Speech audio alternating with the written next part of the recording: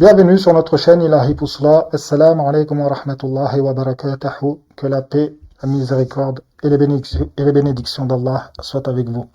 Avec la permission d'Allah, masha'Allah, nous allons enfin pouvoir débuter tous ensemble la deuxième partie de notre série de vidéos qui se consacrera sur la partie des noms des fitna, donc des subversions, d'après le livre de Nu'aym ibn Hammad. Avant toute chose, je voudrais remercier un frère qui m'a fait un geste qui m'a touché particulièrement et auquel je m'y attendais pas et qui se reconnaîtra à travers cette vidéo. Je ne citerai pas son nom. Donc, Jazakallahu khair akhi, je te remercie énormément. Dans un deuxième temps, je voudrais remercier toutes les personnes qui sont abonnées à notre chaîne et qui ont contribué à son développement.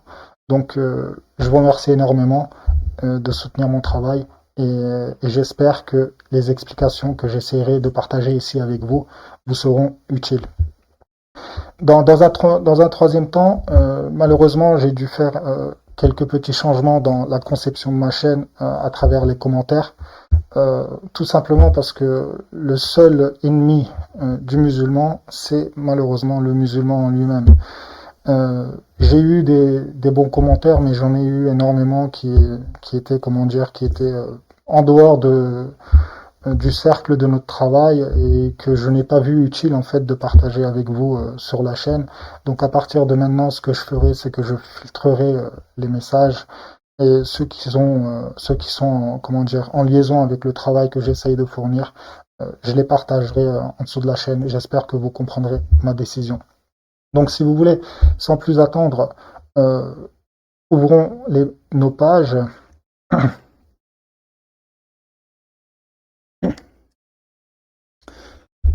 Alors, donc le chapitre se nomme, dans le sens, l'appellation des fitnas qui auront lieu, leur nombre, depuis la mort du prophète sallallahu alayhi wa sallam, et ceci jusqu'à l'avènement de l'heure.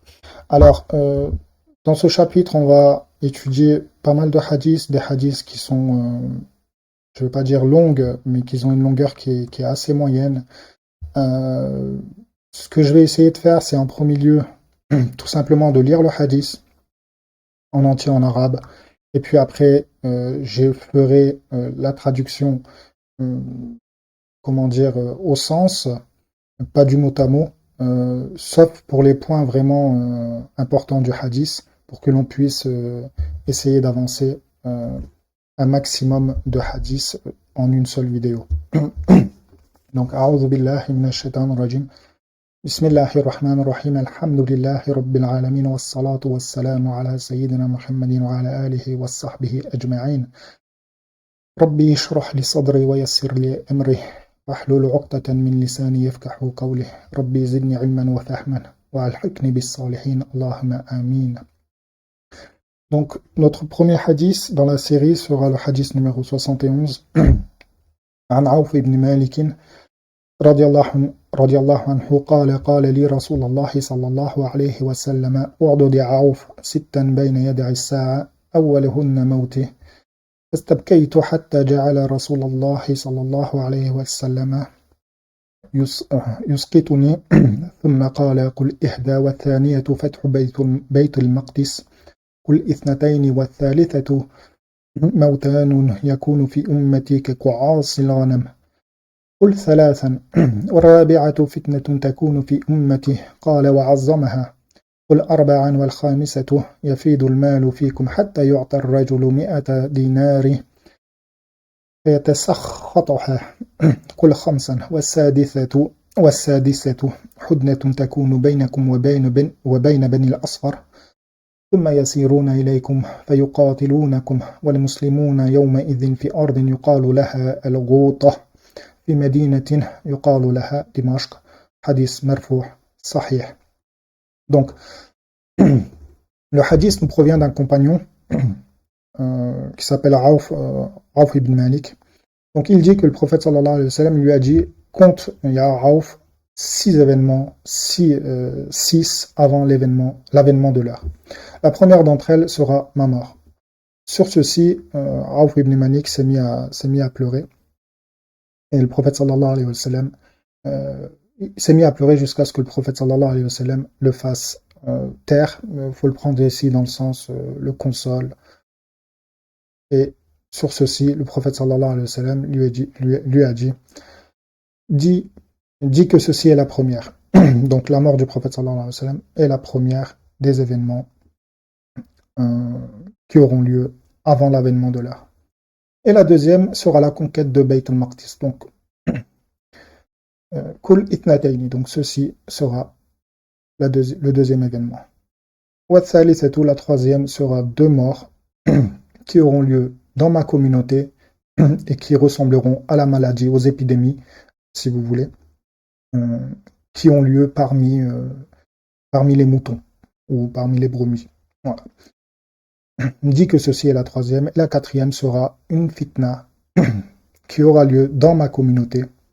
Et il a dit, et il lui a donné de l'importance. Donc ici, c'est le prophète sallallahu alayhi wa sallam qui a donné de l'importance à cet événement-ci.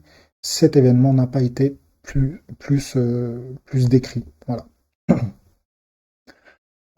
Dit que ceci sera la quatrième. Et la cinquième sera que l'argent, les biens déborderont entre vous, à tel point que si l'homme était amené à recevoir 100 dinars, il n'en serait pas ravi, il ne serait pas ravi de elle. Et dit que ceci sera la cinquième.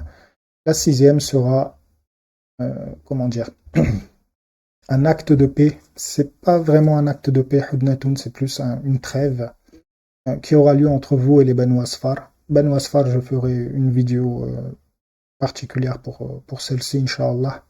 Pas lieu de s'y attarder pour l'instant.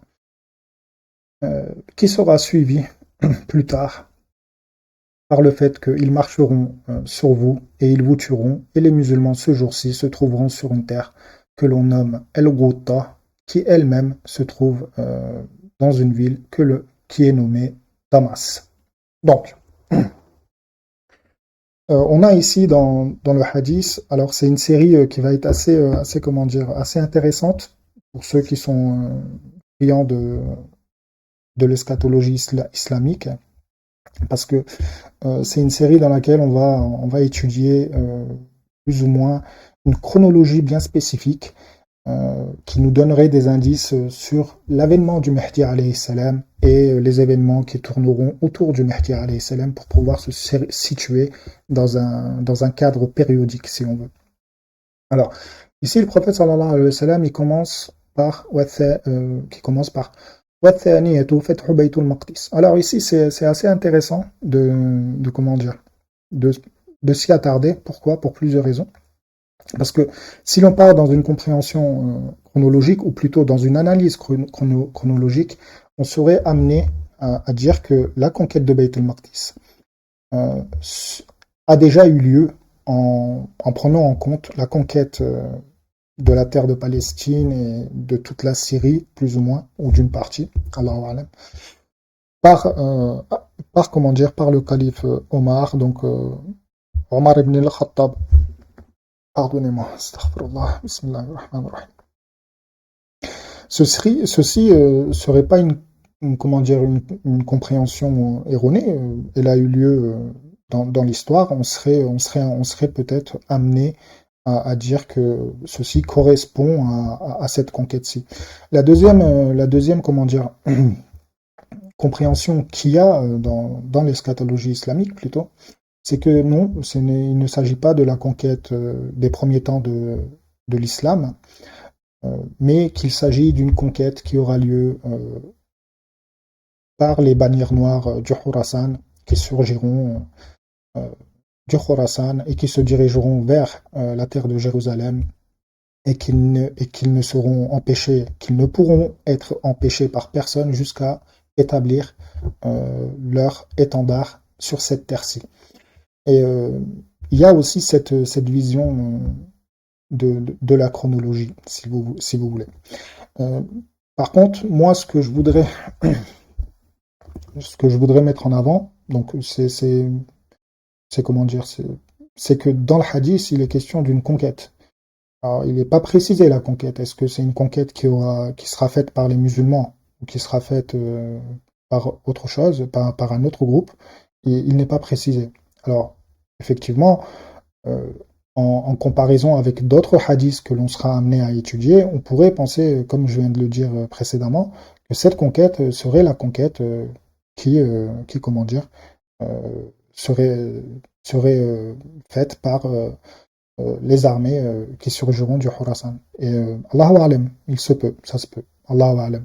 Par contre, moi, ce que j'ai fait pour essayer de développer un petit peu le sujet et de voir si vraiment dans d'autres hadiths, il y avait une précision particulière sur la conquête de Bayt al-Maqdis, mis à part le fait que elle sera, à travers d'autres hadiths, elle sera effectivement conquise par une armée qui surgira du Khorasan, wallahu alam.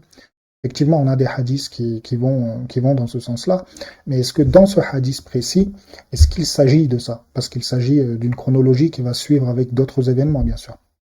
Et Allahu alam. Donc moi, ce que j'ai fait pour vous, c'est que ici, donc le hadith, j'ai marqué, hein, j'ai fait une petite recherche pour voir s'il y avait des différentes variations de ce hadith ou des précisions particulières sur ce hadith, et j'en ai pas trouvé. Donc j'ai fait, comment dire, j'ai jeté un œil enfin, dans les hadiths qui s'y trouvent et qui ont un petit peu à peu près la même formulation et qui concernent à peu près la chronologie.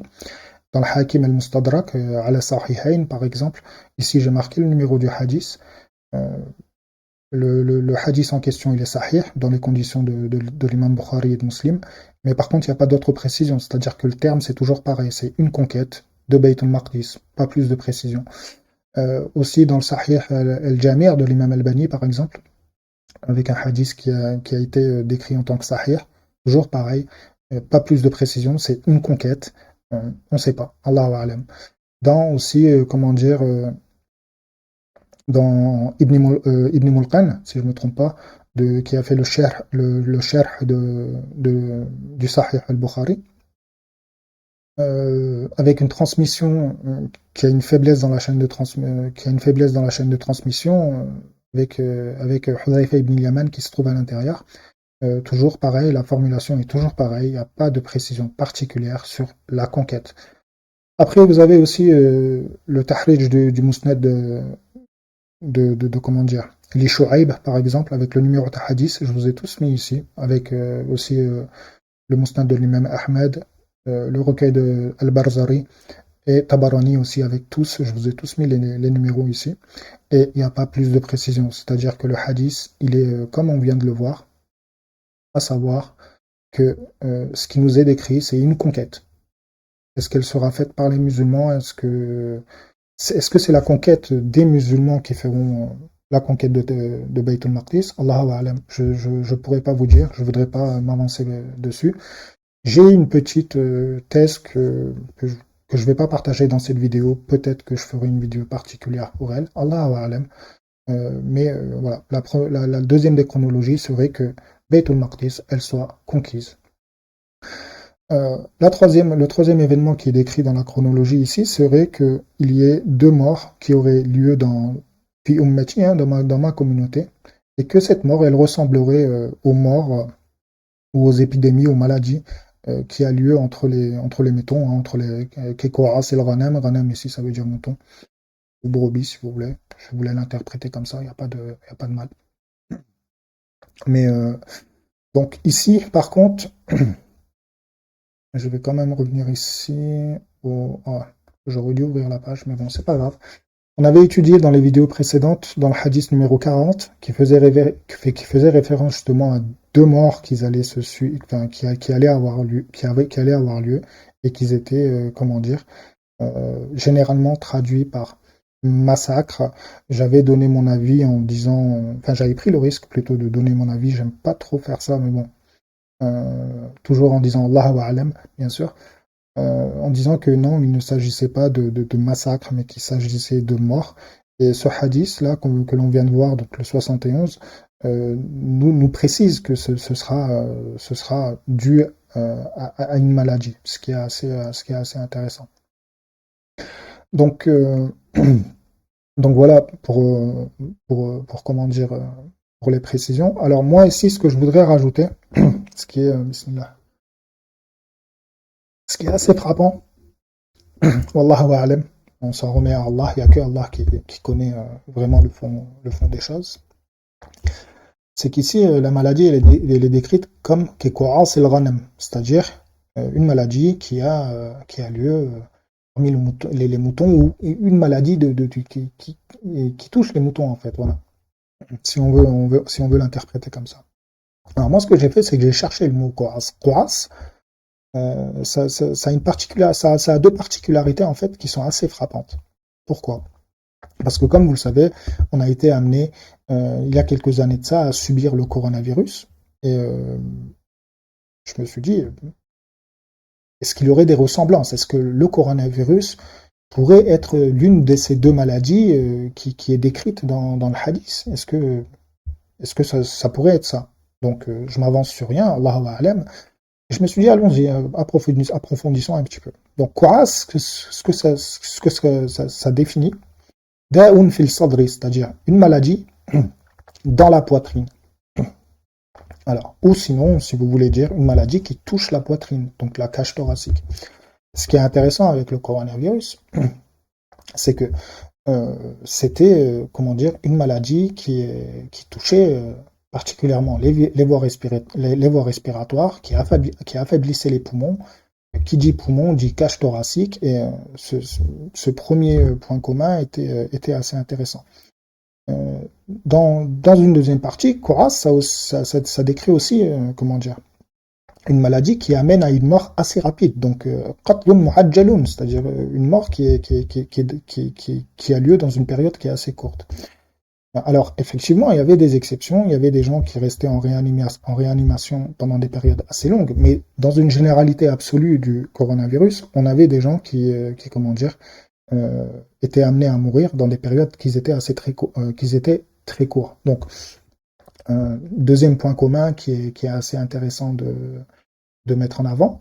Le troisième point commun que moi je pourrais mettre en avant, c'est que là, ici, ce qui nous est cité, c'est El Ghanem, c'est-à-dire c'est les moutons. Donc, je me suis dit, est-ce qu'il faudrait se pencher un petit peu plus sur comment fonctionnent les troupeaux de moutons, ou les maladies qui se répandent dans les troupeaux de moutons. Alors, généralement, les bovins ou les ovins, ce que vous voulez, les moutons se transmettent les maladies par le museau.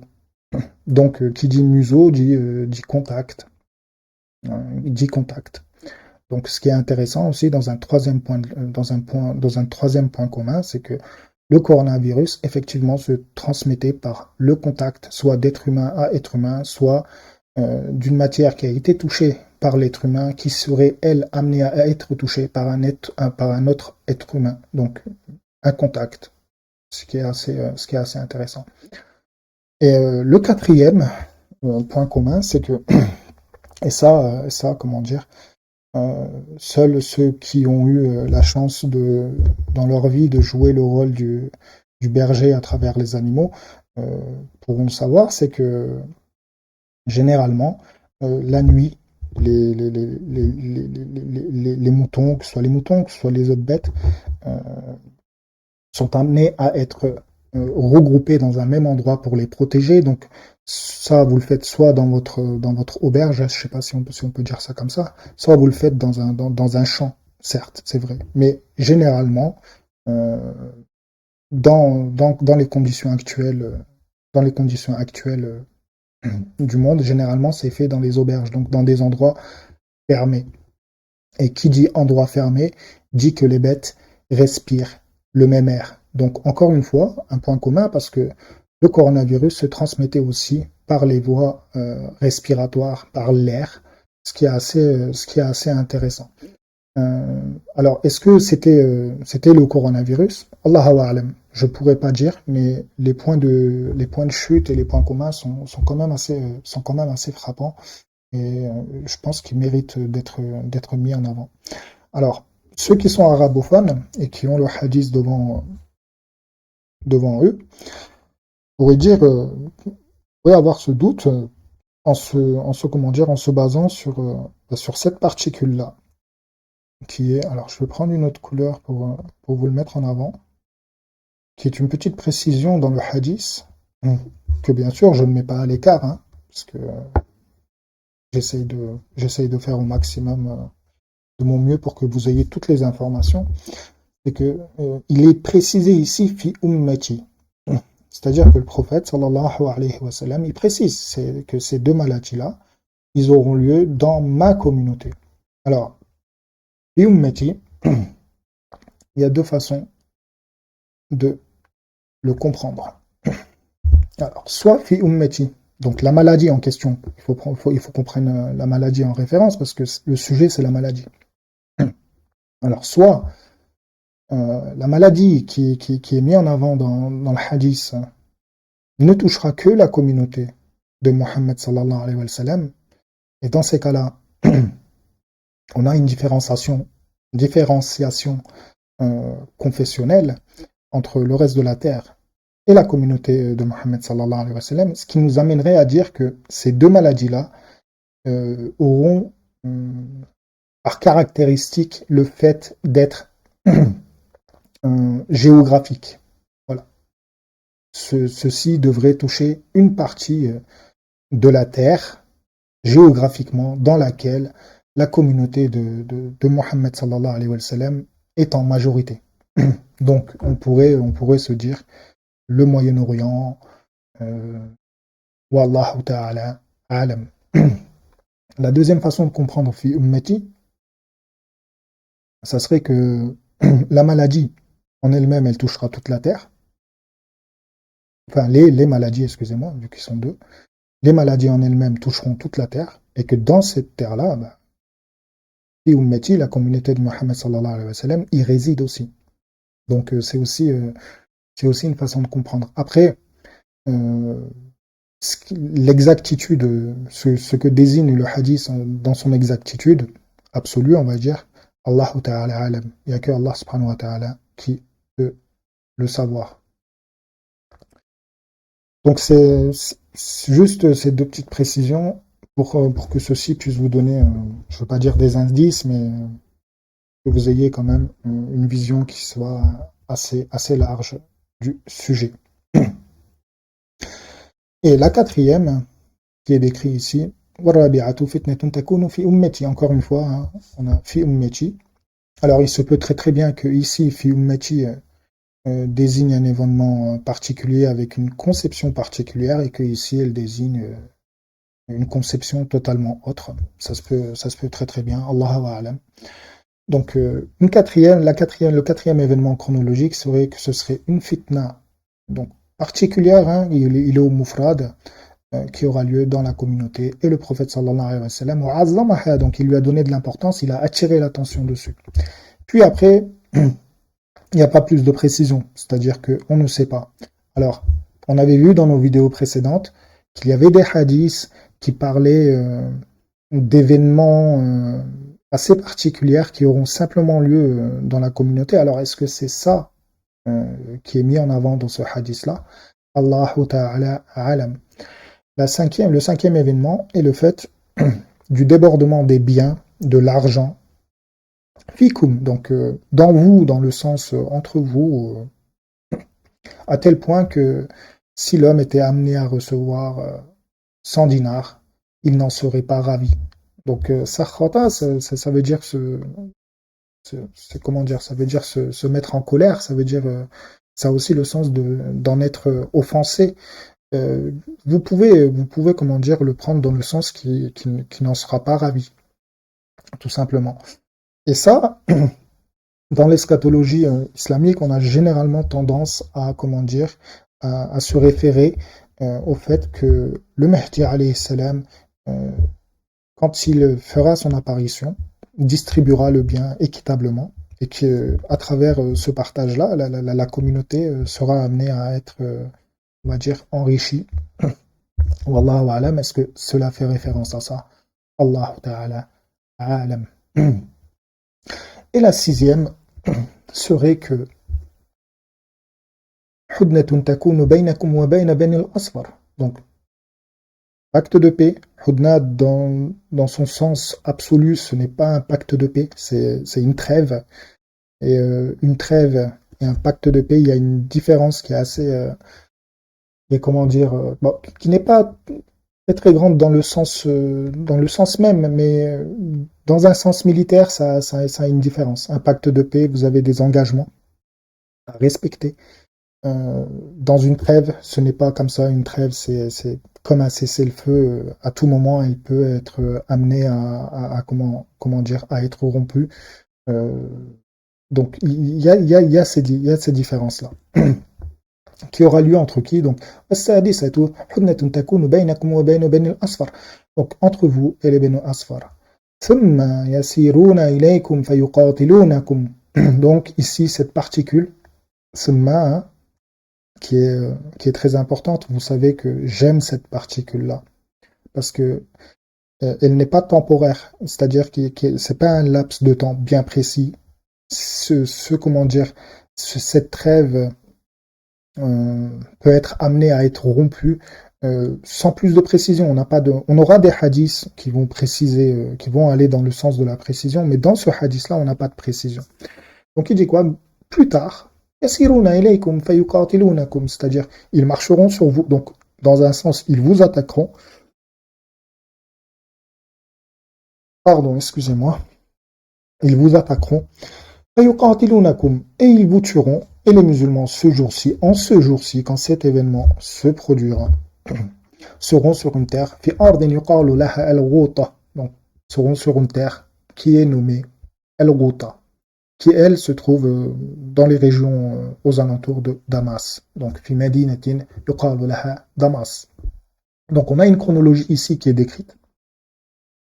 D'ailleurs, ce que j'ai fait pour vous, c'est que j'ai préparé un tableau, hein, tout simplement, avec tous les hadiths que l'on va traiter, avec toutes les chronologies des événements qui sont mis en avant, que je vous partagerai tout à l'heure. Pour l'instant, on va continuer. Donc, voilà. Les points à retenir, on a une conquête de Bayt al-Maqdis. Si on prend le hadith, on n'a pas plus de précision. On a deux maladies qui ressemblent aux maladies qu'il y a entre les moutons. On a une fitna qui est, comment dire, vu que le prophète sallallahu alayhi wa sallam il a attiré l'attention, qui sera spécifique, je pense. Allah ta'ala alam. On a le débordement des biens. On a une trêve, je vais dire ça comme ça, une trêve qui aura lieu entre les musulmans et les Banu Asfar, que l'on développera plus tard. Alors, ici, Hudnatun, on va quand même y revenir. Donc j'avais préparé. Pour ceux qui se rappelleront, dans le hadith numéro 33 des vidéos précédentes, on avait comment dire, on avait étudié un hadith dans lequel que l'on faisait référence dans le hadith au fait qu'il y aurait un acte de paix qui serait elle-même suivi par les comment dire, par les inviteurs à l'égarement. Donc on a un plus, en fait, si on fait une comparaison de hadith en hadith, on a une suite supplémentaire que l'on peut introduire dans notre tableau. Donc, pardonnez-moi, excusez-moi.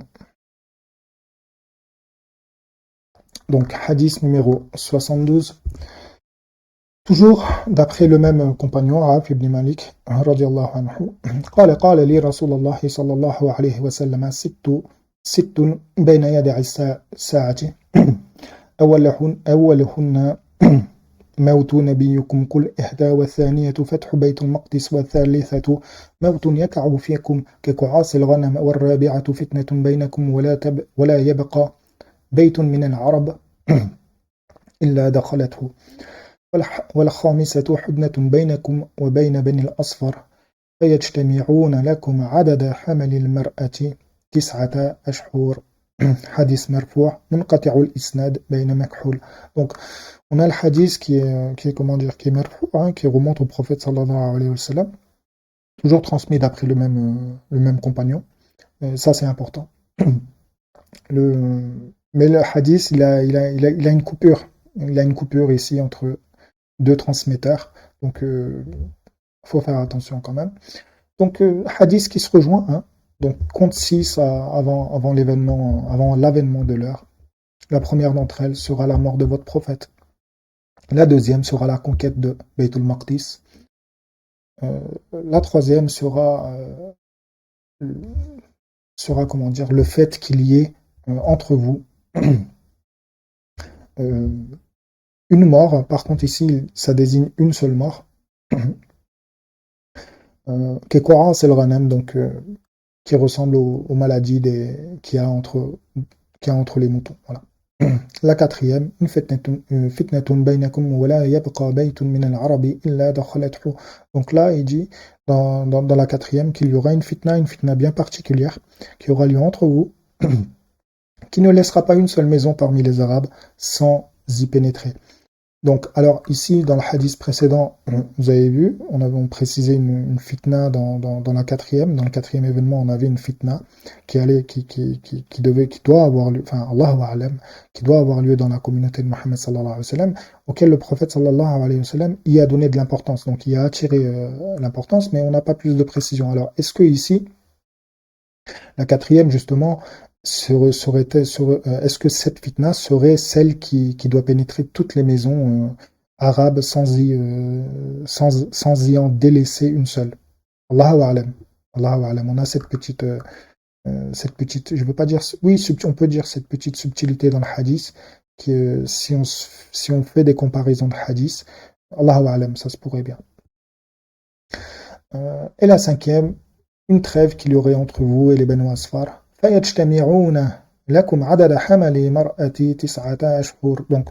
ici, c'est très important. Donc, dans le hadith précédent, on avait dit qu'il allait y avoir une trêve entre les musulmans et les Banu Asfar. Donc, qui serait suivi plus tard du fait que les Banu Asfar marchent sur les musulmans, donc attaquent les musulmans, dans un sens, pour faire du bon français, attaque les musulmans et qu'on n'avait pas de délai. Dans celui-ci, par contre, on a quelques indices qui sont très importants. Par exemple, ici, ici cette lettre, subhanallah, cette lettre bien précise qui est le fa, qui est très importante parce que le fa peut désigner plusieurs choses dans la langue arabe. C'est une lettre toute simple mais qui donne énormément d'importance. Elle signifie le tartib déjà, c'est-à-dire la suite, c'est-à-dire que l'événement qui lui précède sera obligatoirement précédent, c'est-à-dire qu'il aura lieu avant, l'obligation de ça. Le deuxième, c'est le ta'qib, c'est-à-dire que c'est la suite immédiate, c'est-à-dire que le laps de temps ici peut être défini en selon les conditions bien sûr de la phrase dans laquelle elle est employée et comment dire, de l'événement qui est cité. Donc ici on parle d'une trêve de guerre, d'une trêve entre les Banu Asfar et les musulmans, oui, excusez-moi. Et de suite après, se regrouperont. Ici, il faut bien comprendre, c'est pas ils attaqueront. Donc, ils se mettront à se regrouper de suite après la trêve. Et ça, on avait dit, dans les vidéos précédentes. C'est pour ça que je porte l'importance à ce que les vidéos soient comment dire, vues entièrement et dans un ordre bien précis, parce que les hadiths sont amenés à être précisés au fur et à mesure avec l'utilisation des hadiths précédents. Donc on avait dit on avait dit que dakhanin ça ne voulait pas dire fumer, enfin que dans l'absolu, excusez-moi, ça voulait dire fumer, effectivement la traduction correcte c'est fumer, mais que dans le sens ça désignait plus une corruption profonde, une corruption, quelque chose de subtil, quelque chose qui est caché. Et on avait dit ça à travers fasadun batinun, c'est-à-dire une corruption profonde.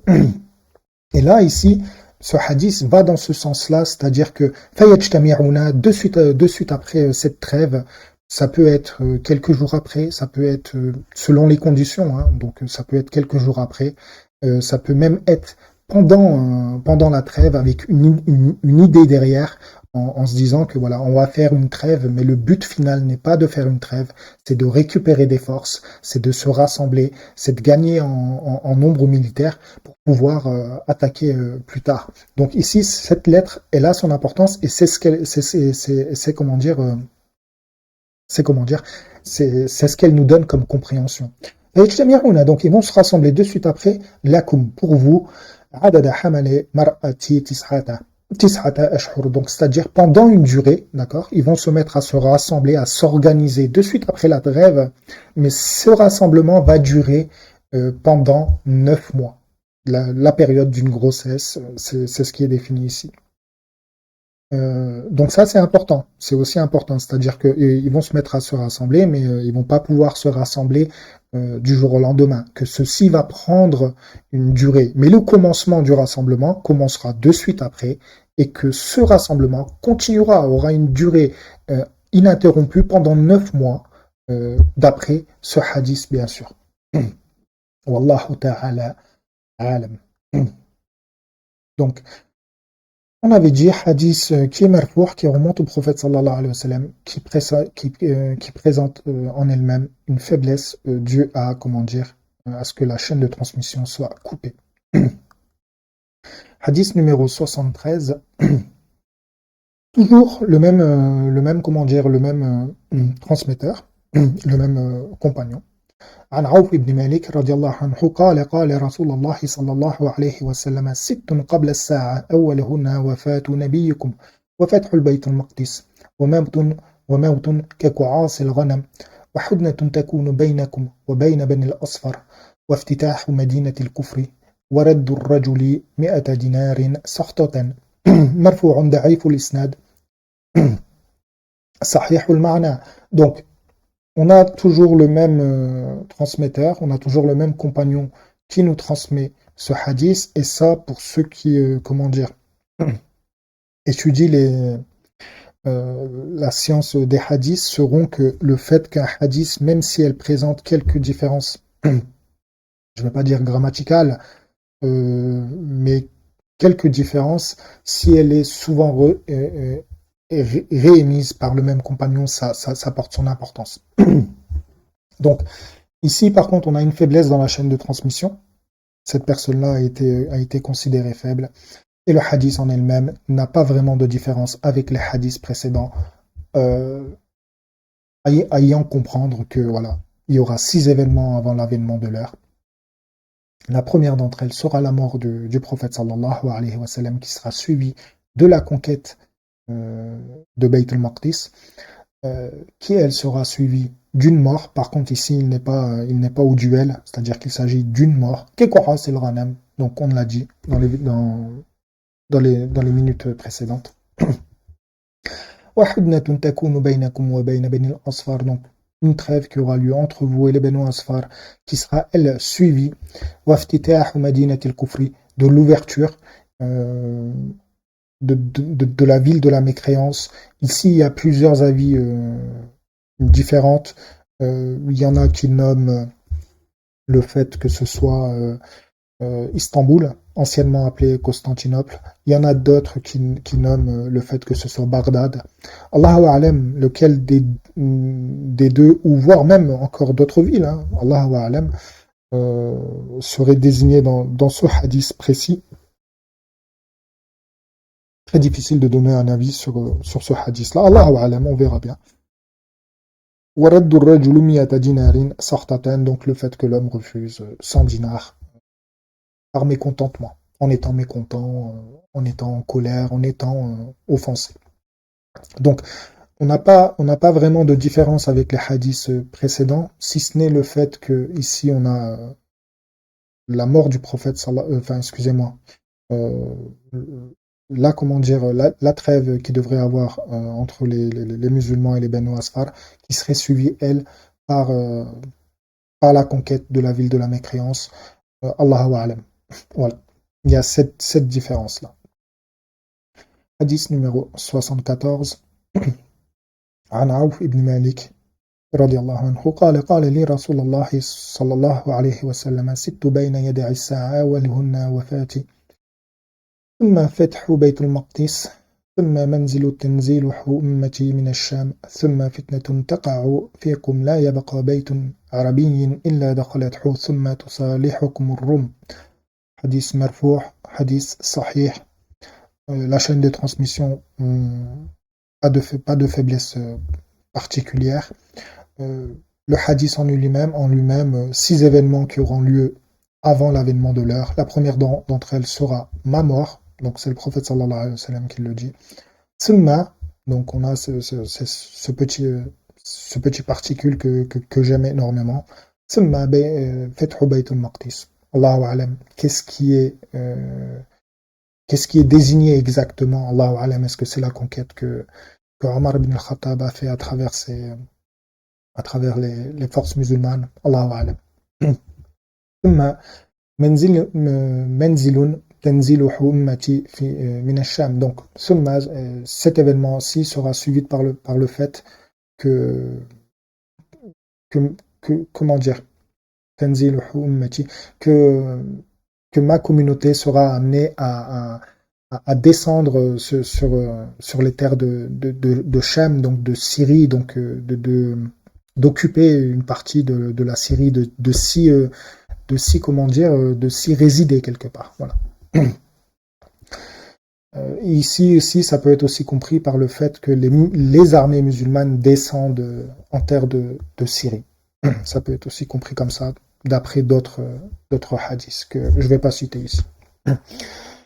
Wallahu ta'ala alam. ثم فتنة تقع فيكم لا يبقى بيت عربي إلا دخلته. Donc, qui elle sera suivie toujours avec la même particule d'une autre fitna qui aura dans la communauté, qui ne laissera elle aucune maison arabe sans la pénétrer, sans y pénétrer. Donc, et puis après, par contre là, donc là, là par contre ça désigne une paix. Donc là, par contre, on parle d'une paix avec Rum. Donc, pas vraiment de différence particulière dans la chronologie, si ce n'est que en troisième lieu, excusez-moi, en troisième lieu, on a la descente soit des armées musulmanes en terre de Shem, soit de la communauté musulmane en elle-même sur les terres de Shem. Donc les terres de Syrie pour ceux qui ne sont pas arabophones. Et ce hadith, il est comment dire, il est cité aussi dans le Sahih de Bukhari. Donc je ne vais pas le lire parce qu'on va se répéter. Je vais simplement comment dire, mettre en avant s'il y a des particules, s'il y a des différences de sens. Voilà, ici c'est ça que je voulais mettre en avant. C'est cet endroit. On va essayer de trouver une petite précision en plus.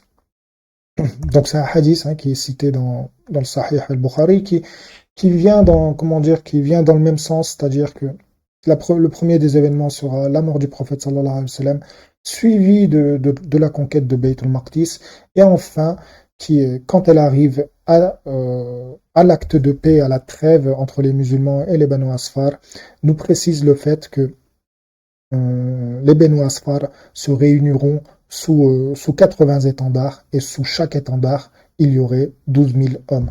Donc, ثم حدنة تكون بينكم وبين بني الأصفر فيغدرون فيأتونكم تحت 80 غاية تحت كل غاية 12,000. Donc, c'est exactement ce que je disais. Donc, cette petite précision du fait que les Banu Asfar seront à la fin juste avant d'attaquer les musulmans, ils seront sous une capacité militaire qui s'étendra à 80 étendards, et sous chaque étendard, il y aurait 12 000 hommes. Si, petite précision, fayagdiruna, et vous voyez ici, ça c'est comment dire, ça c'est intéressant parce que c'est le fait de trahir, et qui dit trahir dit pacte. Donc ça peut être une trêve, ça peut être un pacte, ça n'a pas vraiment de différence dans l'absolu, mais le fait est que les Banu Asfar seront amenés à trahir ce pacte ou cette trêve et se jeter sur les musulmans. Wallahu ta'ala alam. Hadith numéro 75. Alors, je vais simplement jeter, excusez-moi, je vais simplement jeter un œil dans mon tableau pour voir. Donc on était 74. Ce que je vais faire, c'est que on a le hadith numéro 103 qui désigne le même événement avec une petite différence. Donc je vais la citer. Comme ça, cette vidéo-ci sera consacrée plus ou moins sur la chronologie de certains événements. Et puis après, dans la vidéo prochaine, je reprendrai sur là où on a laissé. Voilà, on a le hadith numéro 103. Excusez-moi, hein, je suis vraiment désolé. Voilà, hadith numéro 103. An Muhammad ibn Abi Muhammad. Donc, An Aouf ibn Malik, radiallahu anhu, donc toujours le même compagnon à travers lequel est transmis ce hadith. قال لي رسول الله صلى الله عليه وسلم أمسك ستا قبل الساعة أولها وفاة نبيكم قال فبكيت والثانية فتح بيت المقدس والثالثة فتنة تدخل كل بيت شعر ومدر والرابعة مواتان في الناس كقعاص الغنم والخامس أن يفيد فيكم المال حتى يعطى الرجل 100 دينار فيتسخطها والسادسة حدنة تكون بينكم وبين بني الأصفر فيسيرون إليكم في 80 غاية تحت كل غاية 12,000 حديث مرفوع إسناده ضعيف ومعناه صحيح. Donc c'est-à-dire que on a à peu près le même hadith que l'on vient d'étudier précédemment. On a toujours le même compagnon qui le transmet. On a une faiblesse dans la chaîne de transmission qui est mise en valeur ici. Mais dans le sens du hadith, le hadith a été reconnu sahih, c'est-à-dire que le sens en elle-même n'est pas faux. Alors ici, la chronologie ne diffère pas tant que ça. Donc toujours, le premier événement qui devrait avoir lieu, wallahu ta'ala alam, serait la mort du prophète sallallahu alayhi wa sallam qui serait suivi de la conquête de Bayt al-Maqdis. Et en troisième lieu, par contre, ici, non pas une maladie, donc généralement, dans les hadiths précédents, on avait vu normalement qu'en troisième lieu, c'était une maladie. Mais ici, en troisième lieu, ce serait plutôt la fitna précise, hein, on a dit une fitna bien précise qui est au singulier ici, qui devrait pénétrer toutes les maisons arabes sans y en délaisser une seule. Donc je le fais au sens, hein, je le fais pas du mot à mot. Et la quatrième serait suivie par contre dans ce hadith-ci de 2 morts qui ressembleraient aux maladies des moutons, aux épidémies qu'il y a parmi les moutons. Et la cinquième, le fait que les biens, l'argent déborde. Il y a Fidou, c'est Yafida ici, parce que mais sinon c'est Yafidou. Déborde. À tel point que l'homme n'en serait pas ravi. Et la sixième serait la trêve, l'acte de paix qu'il y aurait entre les musulmans et les Banu Asfar, qui serait suivi par le fait qu'ils trahissent leur engagement envers les musulmans et qui marchent contre les musulmans, qu'ils attaquent les musulmans sous 80 étendards et sous chaque étendard 12 000 hommes. Donc je voulais citer ce hadith-là parce qu'on a différents hadiths et je voulais vraiment regrouper cette vidéo sur les hadiths qui se ressemblent pour plus tard y revenir dessus. Donc juste, oh, subhanallah, je suis vraiment désolé, excusez-moi. 85, on en était à la 75.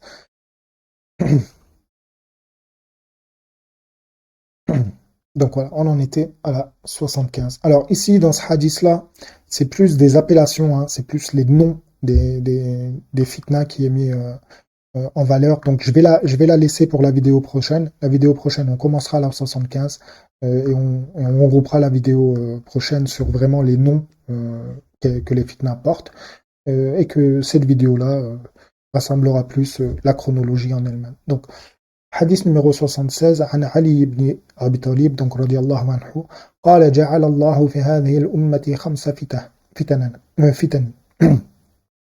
فتنة عامة ثم فتنة خاصة ثم فتنة عامة ثم فتنة خاصة ثم فتنة السوداء المظلمة التي يسيرون الناس كالبهائم ثم حدنة ثم دعاة إلى الضلالة فإن بقي لله يومئذ خليفة فالزمه. Donc, hadith mawkouf qui provient de Ali ibn Abi Talib, qui a été reconnu sahih, mais que Nu'aym ibn Hammad s'est isolé à travers ce hadith, c'est-à-dire que Nu'aym ibn Hammad a été la seule personne, soit à le transcrire avec cette chaîne de transmission, soit avec le sens du hadith, Wallahu ta'ala alam.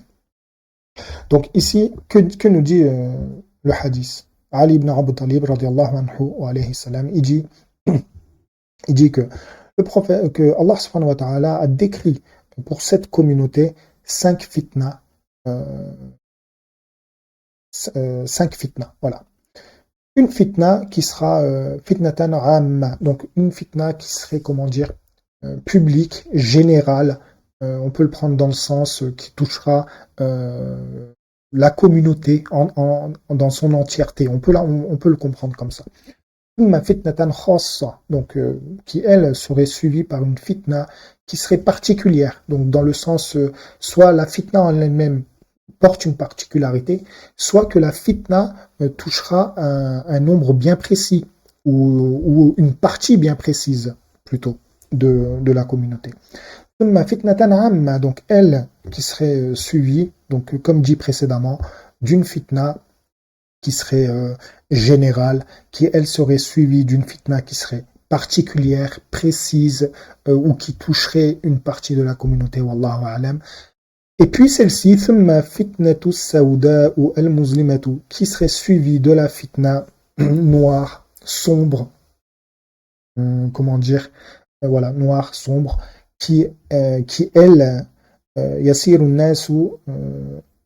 nasu kal-baha'imi, donc dans laquelle les gens seraient amenés à devenir des animaux, des bêtes sauvages, voilà. Bêtes sauvages, je vais quand même regarder dans mes notes si j'avais pas. Voilà, non, c'est bon. Et qui elle serait suivie par la trêve, qui elle serait suivie par les inviteurs à l'égarement. Donc, du'atun ila ad-dalal, donc ceux qui des gens qui vont inviter les gens à l'égarement. Fa in baqiya lillahi yawma idhin khalifa falzamhu, donc si tu trouves ce jour-ci, s'il reste ce jour-ci un khalif, donc un leader, un khalif sur la voie d'Allah, accompagne-le, reste avec lui, supporte-le. Dans un sens, pourrait dire aussi supporte-le. Donc,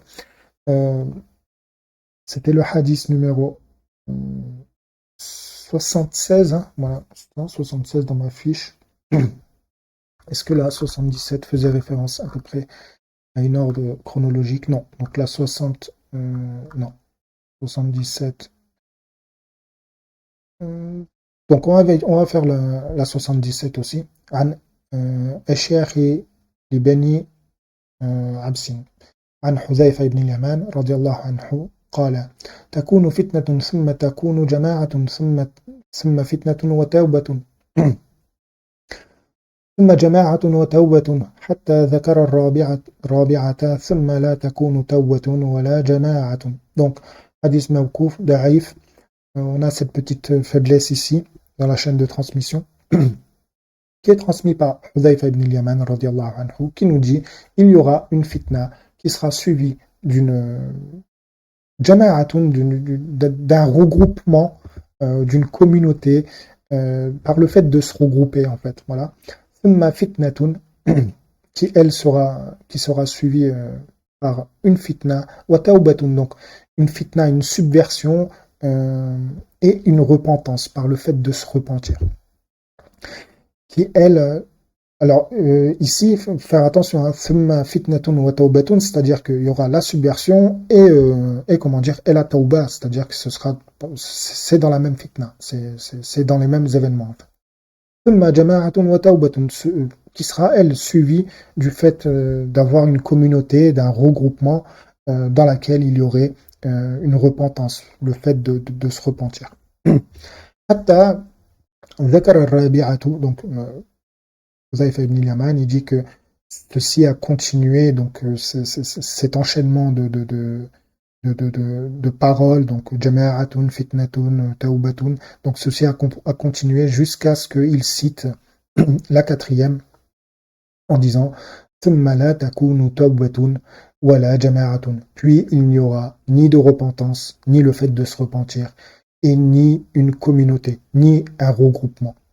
Donc hadith mawkouf, qui nous provient de Huzaifa ibn al-Yaman, qui est da'if avec cette petite faiblesse dans la chaîne de transmission. Alors, à ce stade de la vidéo, j'aurais plus ou moins regroupé tous les hadiths de cette série dans laquelle il est question d'un ordre chronologique avec pas de spécification particulière dans le sens où il n'est attribué à aucune fitna un nom bien spécifique. Donc voilà, il est simplement rapporté une chronologie. Moi, ce que j'ai fait pour vous, c'est que je vous ai récapitulé un petit peu, à peu près tout ça sur un tableau. Donc un tableau qui est comment dire, qui sera amené à être évolutif à travers les vidéos, qui sera amené à peut-être changer ou à avoir des précisions particulières, bien sûr. Mais à ce stade-ci, vous pouvez garder dans les grandes lignes que voilà, on a le 71, le 72, le 73, le 74, le 103, le hadith qui a été mis dans le fait de la précision qu'il était cité dans le Bukhari avec un ordre chronologique bien précis et qui était, vu qu'il est dans le Bukhari, il avait été pris en tant que sahih. Et nous avons aussi le hadith de Ali ibn Abi Talib qui nous, même si elle ne comporte pas les mêmes formulations de phrases, dans son sens général, elle n'est pas, comment dire, à mettre à l'écart. Donc voilà ce que ça fait à peu près en finalité. Donc ce que l'on va faire, c'est que pour cette vidéo-ci, on va se contenter des événements de ce que l'on vient de faire. Pour les personnes qui voudraient ce tableau, hein, peut-être il y en a qui, je sais pas, qui sont dans les recherches, qui voudraient peut-être le garder près de l'œil, hein, ils ont simplement à écrire dans les commentaires. Je ferai en sorte de le partager, Inch'Allah. Donc, je vais revenir ici. Pardonnez-moi. Donc, on a vu, il y a une description d'événements chronologiques, hein, qui suivent une chronologie qui diffère selon les hadiths, bien sûr. Allahu alam, lequel est vrai est le plus juste. Ça, on aura beaucoup plus d'indices quand on évoluera dans les séries, à travers d'autres événements qui viendront s'interférer dans les chronologies, excusez-moi, que l'on vient de voir. Donc, pour cette vidéo-ci, je vais m'y arrêter là. Et je vous dis à très bientôt, Inch'Allah. Assalamu alaikum wa rahmatullahi wa barakatuh.